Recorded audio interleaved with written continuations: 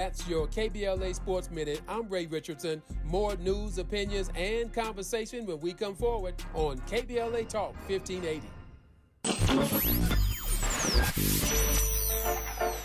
2 years ago, on Juneteenth 2021, KBLA Talk 1580 launched with a promise to give disenfranchised fellow citizens a voice in current political, economic, social, and cultural issues with an empowering, sustainable, and restorative language. Everybody's gotta live the life under the sun, under the sun, under the sun. As we enter our third year, we are delighted that KBLA Talk 1580 consistently emerges as the talk station of choice for African American listeners. In a vigorous public opinion research study, the 2023 African American Media Issue Survey finds that for the second consecutive year, KBLA Talk 1580 remains the most trusted, credible, and reliable media source in Southern California for African Americans and beyond. Furthermore, 80% of those surveyed agree that outlets like KBLA Talk 1580 provide honest and authentic content about the issues most important to the Black community directly from Black journalists who understand the issues that need to be addressed. At KBLA Talk 1580, we remain committed to curating conversations that matter to you. Thank you for your continued support. We're unapologetically progressive. KBLA Talk 1580. The station that sounds like the city looks. The city looks. Lipstick lover, lover, lover, lover, lover, lover. My lipstick lover, lover, lover. I like lipstick on my neck. You let me know I'm your number one select. I like lipstick on my neck. Hands around my waist so you know what's coming next. I wanna feel your lips on mine. I just wanna feel a little tongue. We don't have a long time. Ooh, you talking nasty and I like it. Whisper in my ear, only me you can hear. I've seen it from the back and I'm excited. Tell me what you do when we walk up in the room. Yeah, hold me something nasty, we can try it. Bite me on my neck and you know what's coming next. We can make a movie, I can write it. Let's just make a move, baby. Cause for your love, I'll take my time. Just wanna feel your hips on mine. KBLA Talk 1580. I'm Dominique DePrima. Time for our daily deep dive, and I'm so happy to welcome in the executive director of the National Black Justice Coalition. It's a civil rights organization dedicated to the empowerment of Black, lesbian, gay, bisexual, transgender, queer, plus, and same-gender loving people, including those people living with HIV and AIDS. He was appointed as the first executive director of the White House Initiative on Educational Excellence for African Americans by President Barack Obama, served from 2013 to 2017. He was a senior education policy advisor to the Senate Committee on Health, Education, Labor, and Pensions under the leadership of Senator Tom Harkin, and has served under the leadership of the late U.S. Senator Ted Kennedy, and was a Congressional Black Caucus Foundation Fellow in the office of Congressman Charles Rangel. Happy to have on today Dr. David J. Johns. Welcome. Thank you for having me. Yeah, thank you for joining. So much to unpack here. I want to start with your organization. I think a lot of folks in our sphere here on KBLA, our KBLA delegation, may not be familiar with the National Black Justice Coalition. So break down, the portfolio of work, but also the history. Yeah, I appreciate that question, especially the opportunity to have this conversation with folks from home. The one thing that wasn't mentioned in my bio, which I appreciate you sharing, is that I was born and raised in Inglewood, California. Inglewood. Graduated from Pacific Palisades High School, went to Crozier, went to Kaju Kembo Karate. So I am a son of Los Angeles. And what I know is that as long as there have been Black people, we have been beautifully and incredibly diverse. And more often than not, we demonstrate acceptance and love and tolerance for people that have different life experiences and ways of making meaning. And often because of how white supremacy works and the ways in which evangelical Christians are attempting to make the world in their image, we forget that Black people also show up in intersectional ways. We are also members of the LGBTQIA plus community. Sambufu suddenly wrote a book called The Spirit of Intimacy and said that in her village in West Africa, the word lesbian and gay didn't exist, but the word gatekeeper did. And so NBJC is this December will be a 20-year-old civil rights organization. We are unique. We are the only civil rights organization that focuses unapologetically at the intersections of racial justice and LGBTQIA plus equality, things that are too often separated as and thought about as the, quote, Black civil rights movement and the white LGBTQIA plus movement. We know that there would be no march on Washington if it weren't for Bayard Rustin, a Black, queer, same-gender-loving gay man who was the architect of not only that movement, but so many others throughout the United States as well as around the world. Similarly, there would not be a Pride Anything or LGBTQ movement to speak of if it were not for Marsha P. Johnson, a Black trans woman or drag queen, or there was another term that was used at the time that I won't use now, who resisted when police were allowed to raid queer people gathering to create safe space at Stonewall. So our work is liberation work. I do this work because I care deeply about Black people, and I understand the teachings of Fannie Lou Hamer, which is that none of us are free unless and until all of us are free. Yeah, it's the way you frame it right there. It reminds me of the feminist movement, where many times when I say I'm a feminist, people think that means I identify with white women who don't care or who are not connected in some ways with our community, and in certain cases might even have been, white supremacists. And that's not what I'm saying at all, and I refuse to back down from identifying as a feminist or womanist just because you have stereotypes of it that come from a white-dominated paradigm. So talk about that in terms of LGBTQ plus movements. Yeah, very much so. So two things. One is words matter. I did 3 tours of duty at Columbia University, where I most recently earned my PhD in sociology. And I'm a sociologist because I'm interested in how societies remake themselves and how social order works, and very much connected to your observation about my framing is an appreciation for the way that Black feminists in particular name the nations of domination, the signs, systems, and symbols that allow white supremacy to be omnipresent yet hyper invisible. And a lot of that it's changing at this very moment, at this battle for civil rights, when we think about the Supreme Court. In particular, for example, or the fact that there are insurrectionists who are occupying federal seats of power in the United States House of Representatives. But the point here I want to make is that I don't use the term gay. Gay is often a white male political identifier. The things that are on or associated with the gay agenda are not things that NBJC, an organization that cares about Black people, would otherwise censor. I use the term same-gender loving. It is a term that was created by a Black man. It is a term that holds space for me being clear and unapologetic about being a descendant of Africa, as well as understanding that there is no mistake about the fact that I'm same-gender loving. The term also disrupts the habit that people have when they hear gay of thinking about deviancy, of thinking about sex, maybe thinking about HIV or positionality, and shift to a space where Toni Morrison and Uncle Jimmy James Baldwin offered is the answer to most of the seemingly intractable problems we face, which is love. So I offer that as a way to think about how we do this work and the importance of reframing the narrative. The second thing is that most Black people in the United States understand the sting of stigma that comes with having skin that's been kissed by the sun, or the challenges associated with discrimination, bias, and stigma to no fault of our own, simply because we exist in a society where our race means something because of how it has been socially constructed. Most of us understand that. We are forced to make sense of it and reconcile it, and we engage in communal, public, and private conversations around it. We have the language to do it.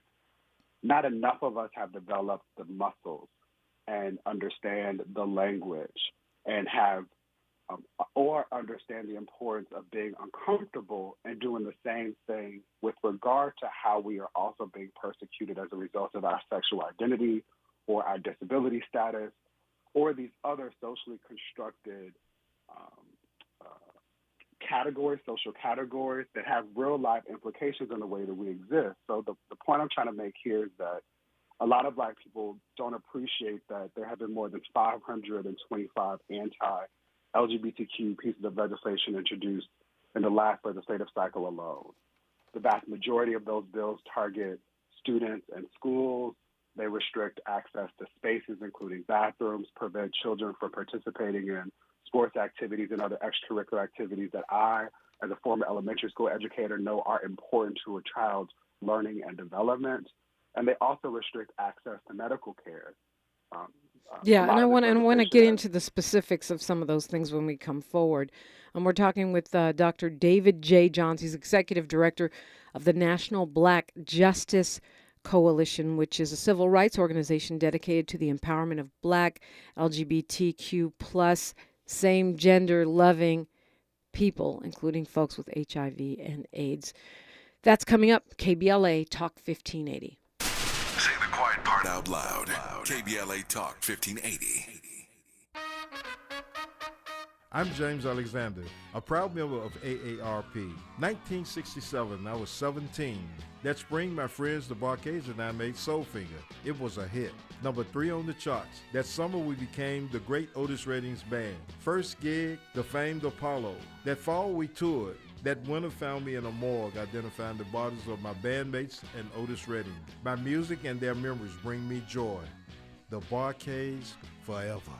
What would you call a joy that is as solemn as it is sweet and knows no bounds? A joy that's beautifully rooted in soul and resilience. This is Black joy, a joy that reflects pride and honor despite every challenge. AARP believes the power of Black joy is limitless, and we celebrate this joy supreme. Join us in celebrating Black joy at aarp.org/blackcommunity. She's so smooth, so... I'm interrupting my own shower to remind you to treat your skin like the queen she is with Olay Hyaluronic Body Wash, packed with Olay's highest level of vitamin B3 complex. It's so moisturizing that it will give you visibly smoother, head-turning skin in just 14 days. People wondering, how'd she get so smooth? Olay Hyaluronic Body Wash. Also, try Olay Hyaluronic Body Lotion. In our community, mental health struggles can sometimes go unnoticed. The suicide rate among Black youth has risen faster than any other ethnic group. Only 1 in 3 African Americans who need mental health care receives it. African American women are only half as likely as their Caucasian counterparts to seek professional mental health services.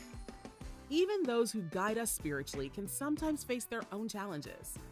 45% of pastors say they've experienced depression or burnout to the extent they need to take a leave of absence from ministry. As people of faith, it's time to acknowledge it's okay not to be okay. You can pray and get help. Visit normalizehelp.org for more information and resources. Join us in raising mental health awareness in our community. Funded by the Los Angeles County Department of Mental Health and the Champion Counseling Center of Faithful Central Bible Church. Thanks for waking up with Dominique DePrima on KBLA Talk 1580. Do appreciate you, and I want to point out while we're in this discussion that Saturday is also Pride Day, South LA Pride Day. It's 12 to 8 at the Michelle and Barack Obama Sports Complex right next to Dorsey High School, 5001 Obama Boulevard, where Obama and King Boulevard meet. It's free to the public. There's a picnic space, dance. You can shop, eat, and play, live entertainment, DJs. LGBTQ plus softball game, the LA Legends women's football team. They're going to have domino, spades, drag performances, and more. It is the 5th annual, and that's put together by Holly Mitchell and our council member for the 8th District, Marquise Harris Dawson. So you can, start off at Pride over on, the old Rancho Cienega, what they now call the Barack and Michelle and Barack Obama complex. and then head on over to the People's Justice Festival in Leimert Park, or do it the other way around. You got a full day today, this Saturday, on your schedule. Dr. David J. Johns is joining us. He's executive director of the NBJC. It is a civil rights organization focused on Black LGBTQ plus and same gender loving folks. And you point out the rollback of rights rollback and new carve-outs of restrictions, specifically targeting LGBTQ plus people. You mentioned 525 bills. I didn't realize it was quite so many. But of course, the thing that stands out for me is the recent U.S. Supreme Court decision where they ruled in favor of this web designer, a supposedly Christian web designer from Colorado, who says they don't want to create websites to celebrate same-sex weddings, even though no one ever asked them to do so. Basically, it seems that this 6-3 decision legalizes discrimination against LGBTQ plus and same-gender loving folks. How do you read it? Absolutely, it does. It definitely, at a minimum, opens the doors to people working in creative industries, the term that was used in this case, to discriminate. And already in the last week, I've read about a salon owner who is refusing services to people who they believe are trans or non-conforming with regard to gender expectations. I read similarly about another shop owner doing this. And again, what I hope is that people who understand the importance of freedom and the fights that we've already had to adjudicate this, that no one should be denied service simply as a result of how they show up in the world. And we should expect there to not only be increased examples of discrimination based on sexual orientation, gender identity, or expression, the term SOGI that we use in policy spaces, but also on the basis of race and ethnicity. Yeah, well, I mean, that's the thing that I think somehow people are missing. People perhaps who don't have as much invested in LGBTQ rights. It's like, well, you think that legalizing discrimination against same-gender loving folks somehow doesn't open the door for the same kind of discrimination against the disabled or Black people, people of color, women. How could it not? I don't see how it could not be, an erosion of rights for everyone. Right. Yeah, we see that, for example, with the introduction of things that are supposed to restrict conversations at certain levels. For example, in the state of Florida, the Don't Say Gay bill originally was introduced to affect all public education. Then it was, in theory, restricted to elementary school ages. And then we see that that has now not been the case, that they've extended those prohibitions in the post-secondary arena. There's also parallels that I hope people are paying attention to with the restriction of women and women-identified folks and people who have the capacity to produce babies, to birth babies, to have bodily autonomy. Those same restrictions are being applied to trans folks. And what I don't understand is why we are not heeding the lessons of history. I will name two things in this regard. One is that the legacy of colonizers is that they don't stop.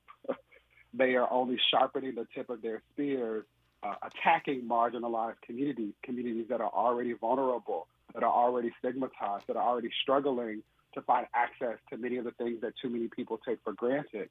And then the second thing is that we've seen these plays be run time and time again. And I think often about the poem, And Then They Came, which, acknowledges that first they came for what was named communist at the time. And then at the end of the day, there was no one left to speak for the person who thought that their privilege would protect them. Privilege does not protect. That is something that all of us should know, especially Black folks who are tethered by linked faith. And, I think you started out, and I want to talk about more of these laws, because there's a lot happening on the state level, right? Just as there are with the anti-choice movement.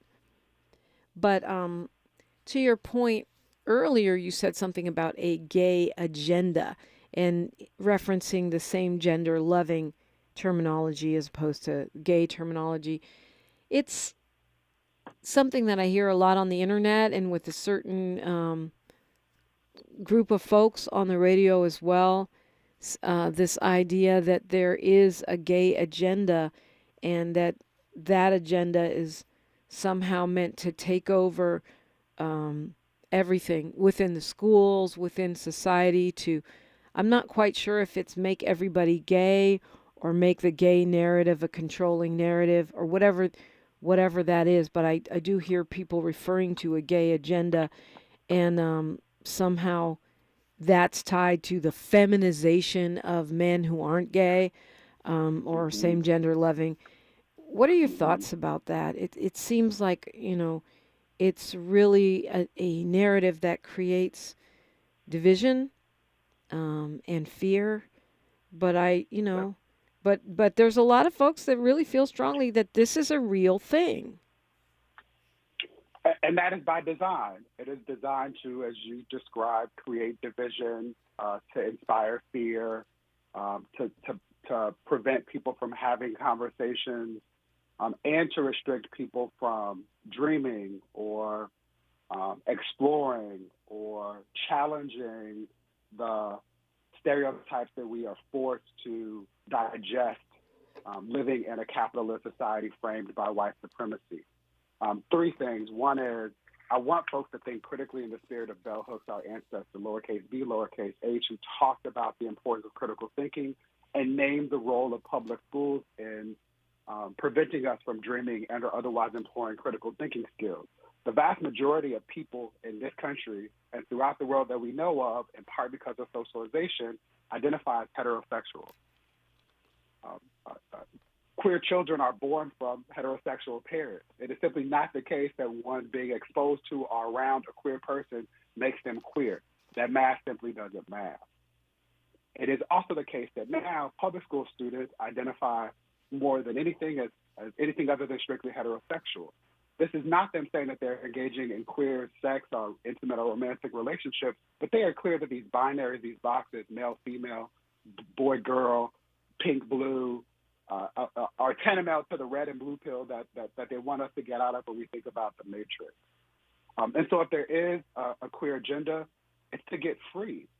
It is to have safe spaces to be, to love, to create community, to have the very same things that people take for granted and then hoard when we name the power that they otherwise have that is rendered invisible because of how privilege and power works in our society. One of the arguments that I've actually had and heard is this idea that being LGBTQ plus and particularly trans is trendy, and that children are, that more and more children are becoming, gay, lesbian, same gender loving, and particularly trans because it is stylish or fashionable, or because it's being somehow pushed upon them by schools or the media. How do you respond to that fear? I want to name and acknowledge that it is a fear, and it is one that is irrational and not based in lived experience or truth.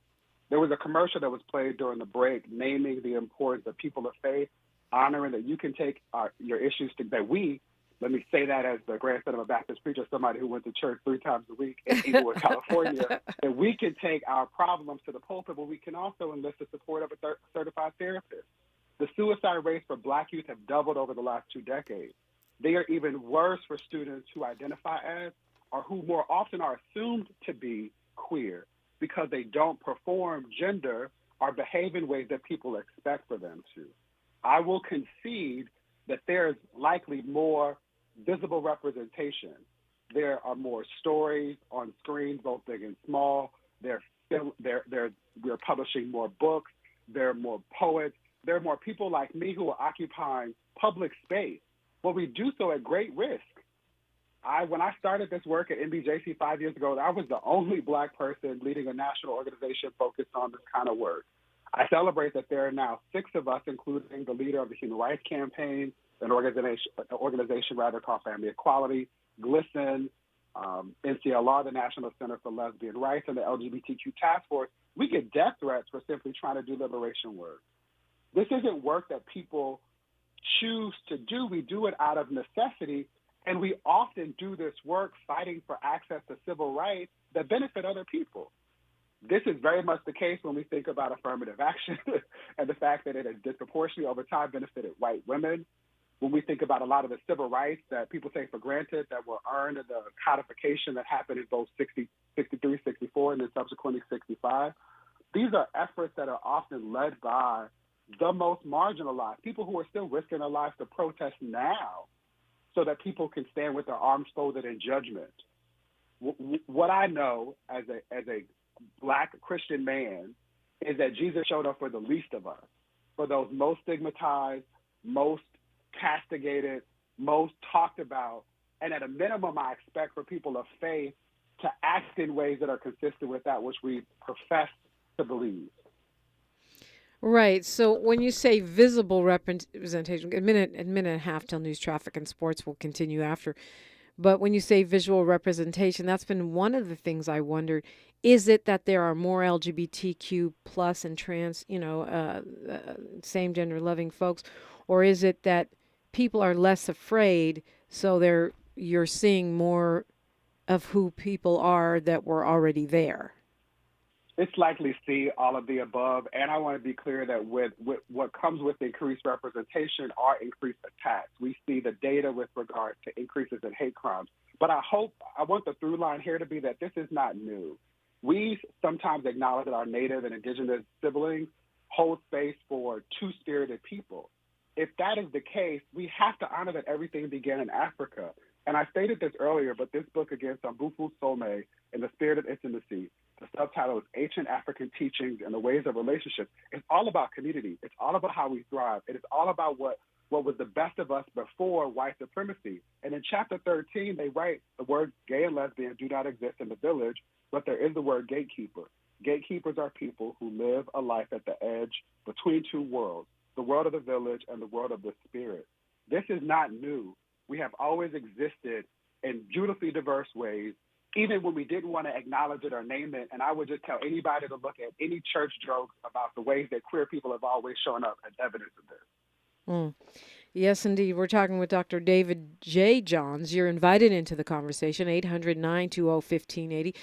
KBLA Talk 1580, where we're amplifying Black and progressive voices around the clock. More of First Things First with Dominique DePrima when we come forward. Welcome to a Thursday. I'm Mike Moore. Here's the latest from the Black Information Network. A University of Georgia master's student is a semi-finalist in a nationwide entrepreneurial competition. Music artist and producer African-American Pharrell Williams is offering a $1 million grand prize for whoever comes out on top in the Black Ambition Contest, which funds companies led by Black and Hispanic business leaders. The Athens Banner-Herald reports Kristen Dunning is embarking on a 3-month-long mentorship program for her sensitive skincare brand, Gently Soap. African-American singer Beyoncé's world tour has arrived in America. The Renaissance Tour made its first U.S. stop Wednesday night in Philadelphia, where the singer did a 2.5-hour show before a packed, sold-out crowd at Lincoln Financial Field. And that's the latest. I'm Mike Moore from your 24/7 news source, the Black Information Network and BINnews.com. Wendy's BOGO $1 deal is back at participating Wendy's. Buy a Dave's Single, Spicy Chicken Sandwich, 10-piece nugs, or medium frosty, and get another for $1. Double your deliciousness. Hurry, this BOGO deal won't last. This is the KBLA Sports Minute with Ray Richardson. The last time we heard LeBron James talking about basketball, he said he wasn't sure if he wanted to play again. He said he had a lot to think about. That was the night the Lakers were swept by the Denver Nuggets in the Western Conference Finals. LeBron did do a lot of thinking, and he came to the conclusion he still wants to play some ball. LeBron made it official Wednesday night at the ESPY Awards that he's coming back for a 21st season. He made the announcement after receiving an ESPY for best record-breaking moment. LeBron is one of only 6 players in NBA history to play 21 seasons. He joins Dirk Nowitzki, Kevin Garnett, Robert Parrish, Kevin Willis, and Vince Carter. LeBron turns 39 in December. The 4-time NBA champ will earn $47 million next season in a Lakers uniform. No debates, no speculation, just the info you need. That's your KBLA Sports Minute. I'm Ray Richardson. More news, opinions, and conversation when we come forward on KBLA Talk 1580. Hey, Dad, how do airplanes fly? What's in this box? Is this tree good for climbing? How are babies made? What does this thing do? Kids are curious about everything, including guns. Talking to them about gun safety in your home is a good first step, but you can do more. Always keep your guns locked, unloaded, and stored separately from ammunition. Safe gun storage saves lives. Learn how to make your home safer at endfamilyfire.org. That's endfamilyfire.org. Brought to you by End Family Fire, Brady, and the Ad Council. Some people won't give you the real talk on drugs, but it's time we know the facts. Fentanyl is killing people. It's a powerful opioid, often made illegally and commonly mixed with illicit drugs. It can even be pressed into counterfeit pills that resemble prescription medications. Just 2 milligrams, about the size of a few grains of sand, could potentially be lethal.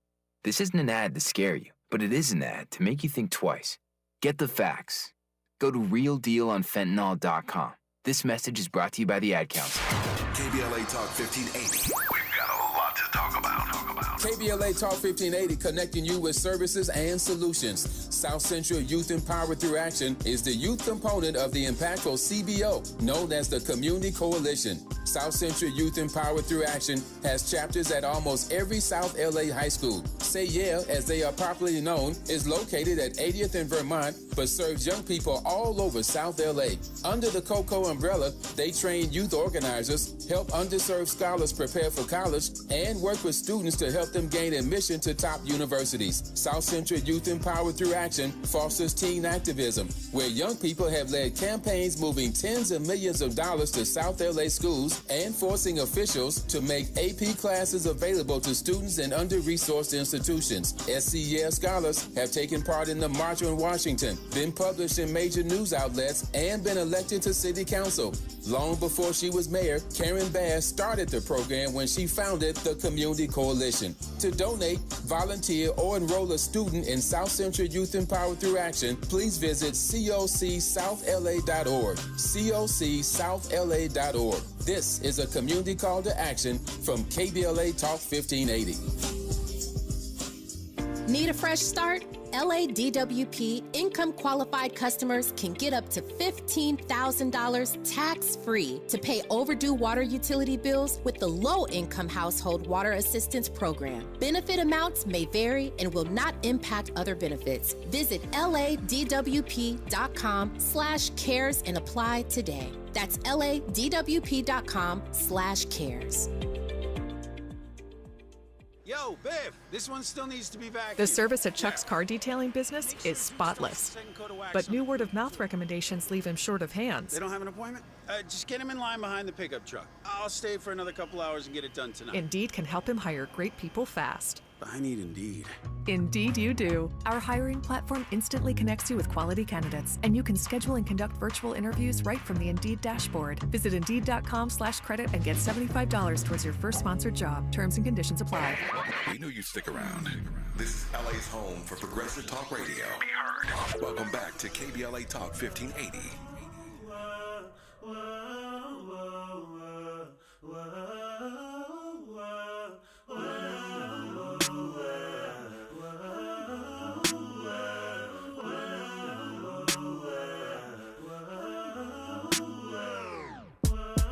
Used to wanna be a gangbanger, cause my big brother's so old. He always had a bunch of girls running. I thought that shit was bold. But big bro is always looking down. He told me they don't be your fool. Nigga, you talented, you know the truth. You could be out of here, ain't no excuse. My family ran Park Circle. That's where my daddy was raised. Even my older brother Ryan. That's my family till his day. Yeah, I was hurt when we lost it. Can't just leave that in the past. So I swear that once I can get enough cash, I'ma go buy that shit back. Cause I'm a part of Inglewood. Straight from the heart of Inglewood. You can tell that I'm from Inglewood. Do it well cause I'm from Inglewood. Dr. David Johns, Executive Director of the National Black Justice Coalition, is our guest. Playing that for you, sir, straight out of Inglewood. And, of course, for Much the... appreciated. A little Davion for you there. He's NBJC is a civil rights organization dedicated to the empowerment of black, lesbian, gay, bisexual, transgender, queer, plus, and same-gender loving people. And we're talking about, the peril. I mean, when we look at hate crimes, it is true. Black people are almost always at the top of that terrible list. And LGBTQ plus people are always at the top of that terrible list, which means if you're both, that's highly problematic in terms of your safety. That's particularly true of trans people. Black trans people are regularly murdered in this country. You would think that protections would be being put in place, but just the opposite is true. Yeah, that's exactly right. Sadly, I've been in this role for 5 years since serving my country in public service did not become an option with the previous occupant of the Oval Office. And every year for the last 5 years, it's been the deadliest year on record for Black trans women. Some people say that the average life expectancy for trans folks, Black trans women in particular, is 33. That's the average age at which they're being murdered. And we don't do a good job of collecting data to have a more nuanced understanding of not only how many trans folks exist in our community and in the world more generally, but to understand their life experiences. I want to make clear that the challenges that Black women, when I say that term, I include the clinical, medical specification of both cis and trans. People who are cis, that simply is not, it's not a slur. It simply means that when the doctor assigned your gender, it is a gender that you agree with and that is consistent with how you live your life. If that is not true, you are trans. That is the purest form of the term, and I use them both to be as inclusive as possible. But I don't want to negate from the challenges that cis Black women and Indigenous and Native women face with regard to going missing, being murdered, or otherwise neglected in our society. And what I know based on the work of NBJC and the data that we collect, and we have a campaign called Stolen Lives, is that Black trans women are often murdered or go missing without it being named, without it being mentioned in media, referenced on social media. And even more pernicious, what I find sometimes is that there are Black folks who are like, well, they deserve it because we're buying into lies and myths about Black trans folks being duplicitous or otherwise lying about their experiences, which I know is not the case. I guess I'm not. I must have missed those stereotypes. So that being said, let's talk about, I think, I think it is also important and fair, and, we may or may not agree on this, to give people latitude and space to understand these issues and to come to terms with these issues. I mean, you famously worked with the administration of President Barack Obama, who publicly stated that he had, quote, evolved when it came to his perception of marriage equality or so-called same-sex marriage. And yet I find that when we come to battles over pronouns or, what folks call misgendering people or even debates around what rights and spaces trans folks should have, there's, in some ways, I feel like there's very little latitude for people to catch up. Like if you don't say the right thing or you have a view that's outside of what is considered progressive in LGBTQ plus spaces, then many times folks feel ostracized. And to me, that's one reason why it's harder to make progress around attitudes, right? Yeah. I think that's right, and I blame many of my progressive, white, queer colleagues and counterparts. I understand and have sympathy for people who have pronoun fatigue. I understand the anxiety people have around not wanting to say the wrong thing or be accused of being transphobic or missive or misogynistic or any of the things. And my hope is that we all can do at least two things, which is do work to increase our own competence. Many of us have access to computers, often in our pockets, that we can leverage to learn terms and find videos and be exposed to people who do public work to educate and help people connect these dots. And we can also all demonstrate more compassion. We have a campaign around this titled Inviting In, which is a way to counter coming out. I hate the idea of coming out. I'd be okay with it if everybody had to do it, but that's not really how it works. And so we acknowledge that everybody has at least something that society says you should have shame around. You could be fat. The students in my dissertation, doctoral study named colorism as a very toxic issue. It could be mental health or one's financial insecurity, or housing insecurity. If we do a better job of destroying the hierarchy of shame and acknowledging that we all have something with us, we can have more uncomfortable conversations in ways that lead us to be comfortable. The last thing is this. I draw the line where James Baldwin did when he said, we can disagree and still love each other unless your disagreement is rooted in my oppression and denial of my humanity and the right to exist. I want to be clear. I don't need anybody's approval or permission to exist in the way that I know a Lord who does not make mistakes purposed me to be.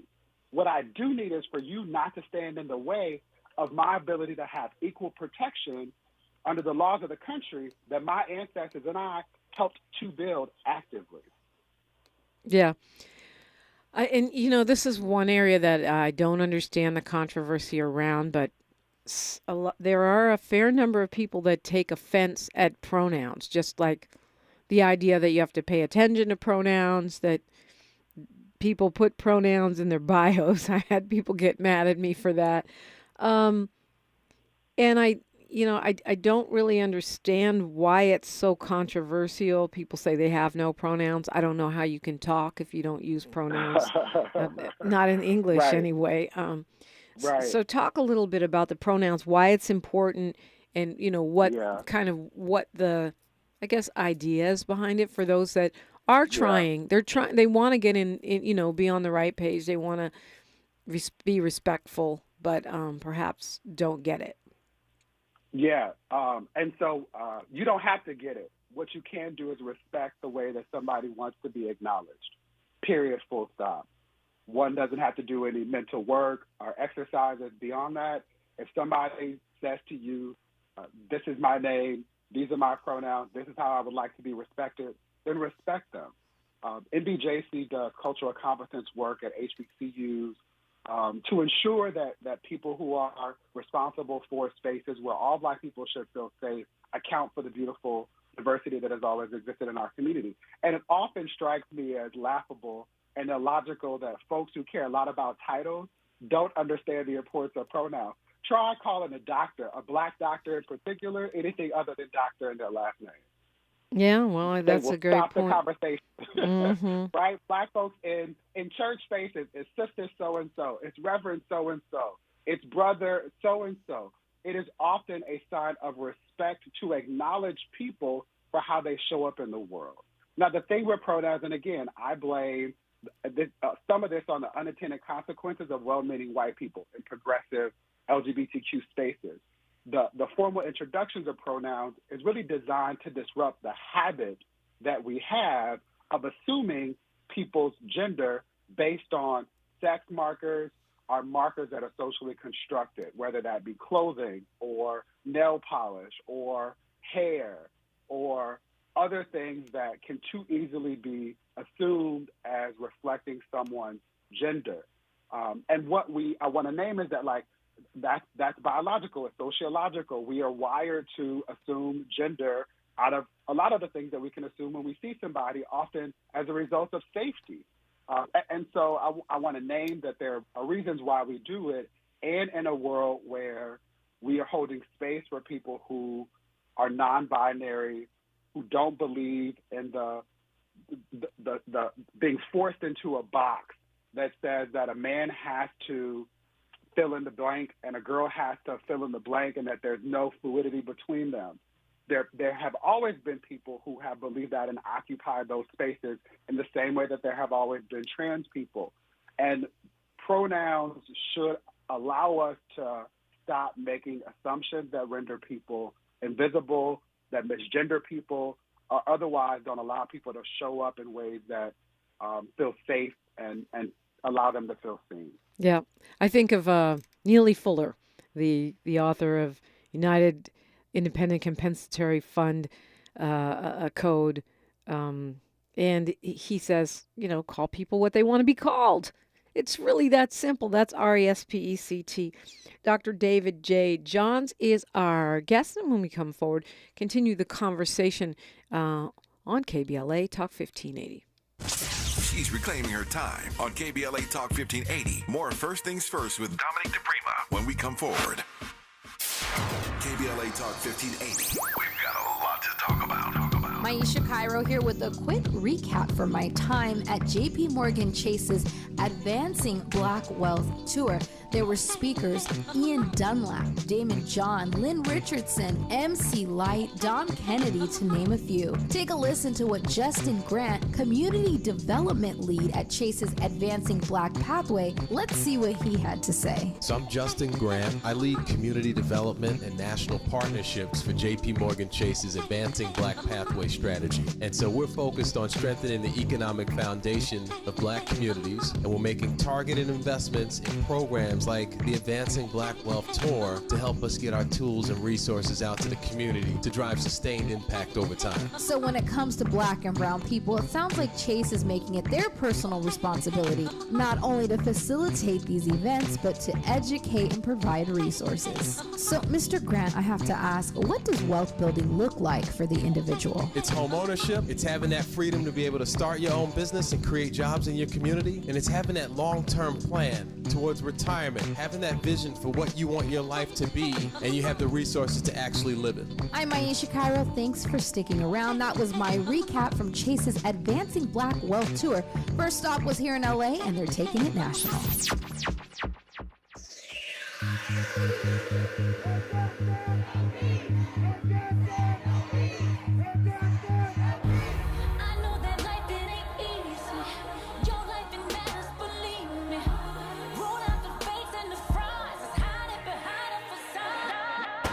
Black Lives Matters turns 10, and KBLA Talk 1580 is proud to be the exclusive media partner of the People's Justice Festival. This Saturday, July 15th, 12 to 6 p.m. in Leimert Park. Come join us as we celebrate the life-saving and history-making work of Black Lives Matter to help bend the arc of the moral universe toward justice. There will be live music performances, a children's village, giveaways, vendors, a healing justice space, Skillshare, and amazing speakers including Green Party presidential candidate Dr. Cornel West, live on stage at 4:30 p.m.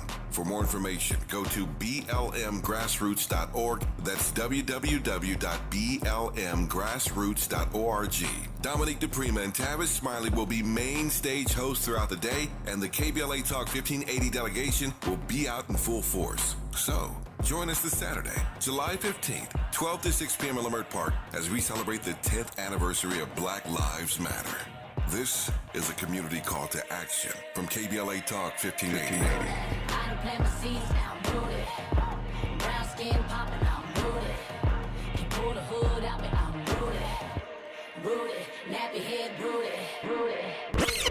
Heard any other talk radio lately that sounds anything like this? We didn't think so. You're listening to Unapologetically Progressive KBLA Talk 1580. Talking with Dr. David J. Johns, Executive Director of the National Black Justice Coalition. So much to talk about around this particular issue.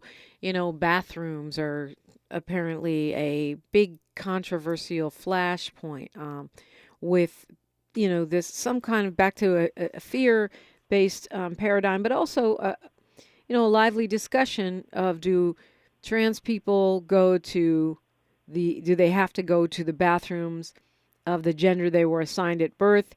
Can they go to the bathrooms of the gender that they currently embody? Or should all bathrooms be neutral? And there's just been a lot of really vituperative dialogue around this. Share where you are on that. I will start with what I said to my mother when she was struggling with a lot of the misinformation in the space, which is that your bathroom at home is a gender-neutral bathroom. And when it comes to restricting the movement of children in public schools that they're forced to attend by law. What was important to me as an elementary school teacher is that if they didn't go to the bathroom on my floor, I didn't really care where they were. We should be clear that this public conversation and political contestation has been engineered by a white, right-wing faction of the Republican Party, which is extremely well-privileged and resourced. It includes folks like Betsy DeVos, the former Secretary of Education, who has been focused on destroying public education, including during her tenure in that role, and leveraging her family's money to remake this country in the image of their very white, very Christian, very fascist beliefs. And so my hope is that for people who are concerned with the misinformation, that we honor and acknowledge that most legislators are not held liable for the things that they say on the floor when arguing for or against these issues that they know will most likely turn out Republican voters during this very important presidential election cycle, which we are in the very middle of. And they actually look at the data. Transgressions against children with regard to lies about queer people being pedophiles don't bear out. What we know is that it is more often the case that straight white men are likely to be perpetrators of the kind of abuse that most people can acknowledge and draw lines around and repudiate because children deserve to be protected. They don't have to be born. What we also know is that children and people who are restricted from having access to spaces, there's another word for that, it's genocide. And the same attacks that started with bathroom bans in North Carolina and Georgia and resulted in losses for that Republican faction shifted and morphed into attacks on same-sex union. Again, they also lost that battle and are now trying to figure out ways to crawl back in that regard with the Supreme Court. We will have that fight soon, as we have just had to relitigate things around Dobbs and abortion and other what should have been settled cases. Dr. David J. Johns is my guest. When we come forward, I want to know what you'd like to leave us with this morning. If you want more information, nbjc.org. It's KBLA Talk 1580. KBLA Talk 1580 is an intervention. When we come forward, includes you. KBLA Talk 1580, turning pain into power. KBLA Talk 1580. We've got a lot to talk about. KBLA Talk 1580 reminding you that we keep us safe. The Center for the Pacific Asian Family was founded to help address domestic violence and sexual assault in the Asian and the Pacific Islander communities. The Center for the Pacific Asian Family's mission is to build healthy and safe communities by addressing the root causes and consequences of family violence and violence against women. They are committed to meeting the specific cultural and language needs of the Asian and Pacific Islander women and their families. CPAF's vision is of an Asian and Pacific Islander community that embraces healthy relationships and works in partnership with other communities to eradicate all forms of violence. To access services, volunteer, or for more info, visit nurturingchange.org. At KBLA Talk 1580, we believe everyone deserves to be safe. This is a community call to action from KBLA Talk 1580.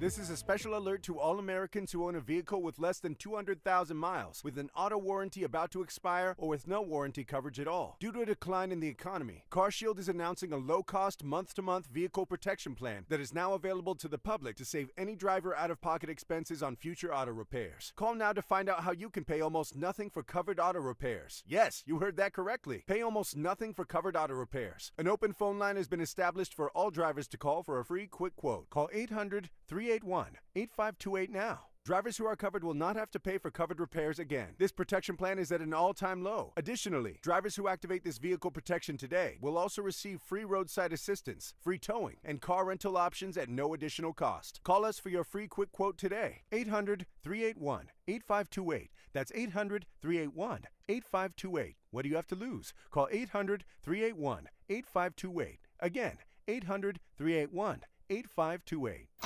The conversation continues right now with Dominique DePrima on First Things First. And I know time flies when you're on the radio. You have to come back with us, Dr. David J. Johns, Executive Director, National Black Justice Coalition. What would you like to leave us with today, though? Dr. Johns? NBJC.org. That's the organization if you want to check in. NBJC.org. Of course, if you haven't heard of the National Black Justice Coalition, you should have. It is focused on LGBTQ plus and same-gender loving rights for Black folks. Dr. David Johns, what's the last word from you today? If people hear nothing else, I hope they hear my heart when I say thank you for the gift of time and attention. Hopefully I said something that made you feel some kind of way, and that will inspire you to do some more work, which may include considering us as a resource. I want to remind folks that we've always been here and beautifully in incredibly diverse ways. None of us will be free unless and until all of us are free. That's not me. That's Fannie Lou Hamer. And if for no other reason, we should do this for children who don't ask to be born and deserve every opportunity to simply be, and whatever that means for them and whatever pronouns and terms that they decide feel good. Yeah. Well, I appreciate meeting you and appreciate the work that you are doing. Thank you so much for being here today. Thank you again. Have a great day. And I'll remind you, if you want to get more info, nbjc.org. While you're on the web, don't forget to stop by KBLA 1580. That's where we are. Not just KBLA1580.com, but on all social media platforms, KBLA 1580. And you can find us on Twitter, Instagram, Facebook, and the like. While you're there, please like, follow, and subscribe. Make a comment or two. We're on YouTube every day, broadcasting and streaming. And you can find me at DePrima Radio. It's DIPRIMA and then radio. You know how to spell that. Tavis Smiley's up next. He's got an incredible show, including Sabrina Fulton, the mother of Trayvon Martin. I'm Dominique DePrima. History is now, and we're making it together. Happy birthday, Black Lives Matter. Until tomorrow, one love. KBLA 1580 Santa Monica. Welcome to a Thursday. I'm Mike Moore. Here's the latest from the Black Information Network. A University of Georgia African-American Pharrell Williams is offering a